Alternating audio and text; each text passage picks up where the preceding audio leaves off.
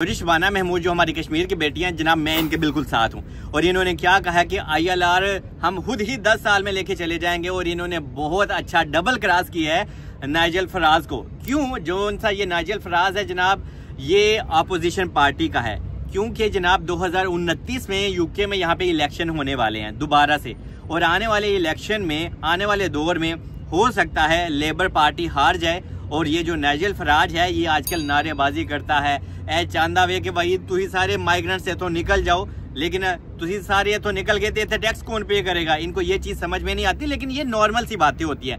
जो भी इंसान अपोजिशन में बैठता है ना, वो यही सारी चीजें करती हैं ताकि हम लोगों को वोट बैंक और ज्यादा मिले और यहाँ पे हमारी हुकूमत जितनी जल्दी हो सके आए। और ये ILR के हवाले से वाइट पेपर भी इंट्रोड्यूस करवाया गया है और इससे किन लोगों को फ़ायदा हो सकता है और कौन लोग इफ़ेक्ट होंगे। सबसे पहले आपको बता दूं कि जब ब्रेक्जिट के टाइम यूरोपियन यूनियन से जो स्कीम चली थी और वो लोग UK में आए थे, उनको कोई भी इफ़ेक्ट नहीं होगा। अगर वो 5 साल से भी यहाँ पे रह रहे हैं तो वो ILR अप्लाई कर पाएंगे। और सेकंड नंबर पे स्पाउस वीज़े वाले हैं, उनको भी कोई मसला मसाइल नहीं होगा, वो नॉर्मल तरीके के तहत ही अपने ILR वगैरह अपने डॉक्यूमेंट्स अप्लाई कर पाएंगे। तो नाइजल फराज भी यही कर रहा है कि हाँ भाई माइग्रेंट्स के अगेंस्ट हमने ये स्ट्राइक करनी है, यहाँ पे ILR नहीं होना चाहिए, यहाँ पे वीजा हमने नहीं लोगों को देने, यहाँ पे फैमिली रियूनिफिकेशन हमने बंद कर देनी है। तो इस चीज को मद्देनजर रखते हुए लेबर पार्टी ने एक बहुत ही बड़ी और अच्छी मीटिंग की, जिसमें शबाना महमूद भी है। और शबाना महमूद वही है जिनके पास सारे बॉर्डर कंट्रोल की अभी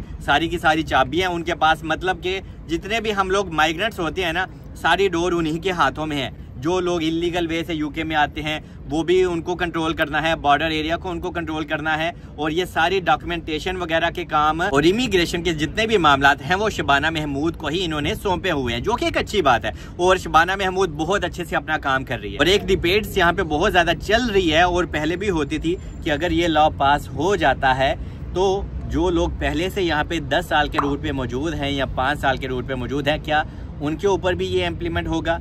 उनको भी ये फॉलो करना होगा? तो ऑफ कोर्स ये आपको भी फॉलो करना होगा। लेकिन जो लोग 10 साल वाले रोड पे हैं उनके लिए ये कोई बीच का रास्ता जरूर लेके आएंगे। लेकिन जो नए आने वाले लोग हैं उनके लिए तो ऑब्वियसली ये जो ILR है ये 10 साल पे चला जाएगा। जब ये लेबर पार्टी ने ये मीटिंग की ना, तो इन्होंने कहा ये जो अपोजिशन वाले बंदे हैं ये कहते हैं कि यार ILR खत्म कर दें, हम इसको खुद ही खत्म कर देते हैं और इसीलिए इनकी कुर्सी भी बच जाएगी। और ये जो ILR वाला सिस्टम है ये 5 साल की बजाय ये 10 साल पे ले जाएंगे।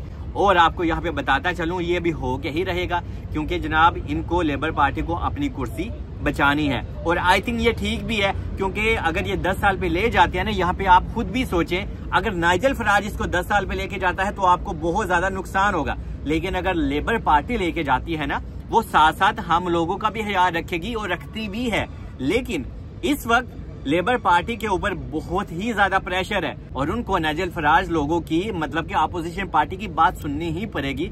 क्योंकि उनकी अगर वो कुछ बातें सुन के अप्लाई करेंगे तो ये कंट्री भी सेफ रहेगा, हम आप लोग भी सेफ रहेंगे और इनकी कुर्सी भी सेफ रहेगी। और मैं और हर एक इंसान जो भी UK में रहता है वो यही चाहता है कि अगर इलेक्शन भी हो तो लेबर पार्टी ही जीतनी चाहिए, क्योंकि इसी से हमें फायदा है। और लोग ये भी कह रहे हैं कि 18 महीने का PSW हो जाएगा, 18 महीने की बजाय 2 साल में भी चले जाए ना, फिर भी लोग यहाँ पे रहेंगे। और जो 10 साल वाला स्किल वीजा रूट है, ये अगर इसको 10 साल पे भी ले जाए फिर भी लोग यहाँ पे आएंगे। लेकिन यहाँ पे UK खुद ही ये सारी पॉलिसीज डे बाय डे और टाइम टू टाइम चेंज करेगा, क्योंकि हम लोग यहाँ पे आते हैं और UK को ठीक ठाक फायदा देते हैं। यहाँ पे अगर हमने स्टडी वीजा अप्लाई करना होता है तो जनाब 10 से 15,000 पाउंड फीस होती है। और अगर यहाँ पे हम लोग फीसें पे नहीं करेंगे तो ये कंट्री किस तरह चलेगा? यहाँ पे हम लोग अगर हाईली स्किल लोग यहाँ पे आएंगे नहीं तो यहाँ पे जॉब्स कौन करेगा? यहाँ पे जो ब्रिटिश लोग हैं अगर वो जॉब भी करते हैं तो वो बहुत ज्यादा सैलरी की डिमांड करते हैं। और जो हम लोग होते हैं ना, जो इंडियन, पाकिस्तानी, एशियन लोग, मोस्टली एशियन लोग यहाँ पे जॉब्स करते हैं और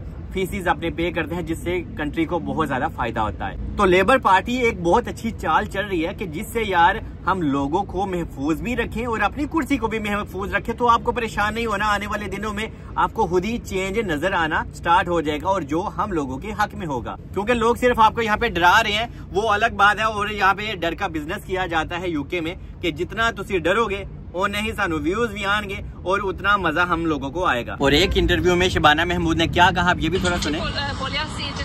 लेबर पार्टी ने टैक्सेशन ने प्लान ना इनकम टैक्स की बदासल ना नेशनल इंश्योरेंस की ना VAT की वो टैक्स सेम रेसन असे पाक है कि इन्होंने ये कहा है एक इंटरव्यू में कि यार यहाँ पे जो टैक्स रिटर्न वगैरह होते हैं, जो लोग टैक्स वगैरह हम लोग लगाते हैं, गवर्नमेंट टैक्स लगाती है, तो हमने उसको उतना ही रखा है, हमने कोई इंक्रीज नहीं किया। और अगर ये इंक्रीज करेंगे भी तो सिर्फ और सिर्फ 3 से 4% ही करेंगे, क्योंकि ये सिर्फ और सिर्फ दबाव में आके ऐसे बयान दे रहे हैं क्योंकि ये अपनी इकोनॉमी को थोड़ा सा बूस्ट करना चाहते हैं। जो मेडिकल एरियाज हैं जिनमें डॉक्टर नर्स वगैरह आते हैं, ये स्कूल एजुकेशन, ये हॉस्पिटल की बहुत बड़ी यहाँ पे परेशानी है, तो ये सारे सेक्टर में चाहते हैं कि हम लोग काम करें और हल्का सा 3% से 4% टैक्स और लगाएं, ताकि यार आने वाले दिनों में जो माइग्रेंट्स है ना उन्हीं को मसला ना हो। और आई थिंक शबाना महमूद बहुत अच्छे से जॉब कर रही है और इसकी जगह कोई भी होता ना तो वो यही करता। और यकीन जाने ये फिर भी अपने लोगों का ख्याल रख रही है। ये ऋषि की तरह बिल्कुल नहीं है कि हाँ भाई ऋषि तो सारा क्या सारा उन्हें दबाव पार देता है ना साढ़े होते, लेकिन ये वाकई ही एक अच्छी इंसान भी है और ये हम लोगों के लिए स्टैंड भी लेती है और अपनी जॉब भी अच्छे से कर रही है। और ये बात हकीकत है कि ये जो ILR है ये अभी 10 एयर पे चला ही जाएगा और इसको हम बर्दाश्त कर लें, आंखें बंद कर लें या कैसी भी मान लें, ये हमें मानना ही होगा। बाकी स्टे ब्लेस और मुझे दुआओं में याद रखें।